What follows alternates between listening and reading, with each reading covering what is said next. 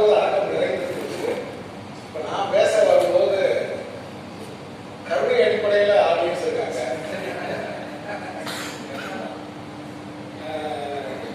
இருந்தாலும் இன்றைக்கு உரை என்பது எங்க பேசினாலும் அது உலகத்துக்கான உரையா இருக்கு. ஏன்னா நமக்கு முன்னாடி ஒரு கேமரா எப்பயுமே இருந்துகிட்டே இருக்கு. நம்ம இதுக்கு என்ன சொல்ல போறோம் அப்படிங்கிறது வந்து எங்க பேசினாலும் எந்த இடத்துல பேசினாலும் நாம் கண்காணிக்கப்படுகிறோம் அப்படிங்கிறது தான் ஒரு நிதர்சனமான ஒரு உண்மை. எல்லாருக்கும் ஒரு கேள்வி இயற்கையா வர்றதுதான். உலகமே வந்து எழுத்துல இருந்து காட்சிக்கு போயிடுச்சு. உலகமே எழுத்துல இருந்து காட்சிக்கு போயிடுச்சு.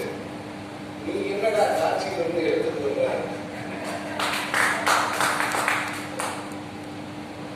குழந்தையிலிருந்து பெரியார் வரைக்கும் எல்லாருமே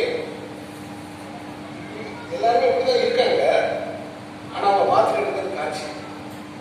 இன்னும் மிக சரியா சொல்லணும்னா ஒரு குழந்தைக்கு 10 வயதுக்குள் அதோட எல்லா ஆச்சரியங்களும் தீர்ந்து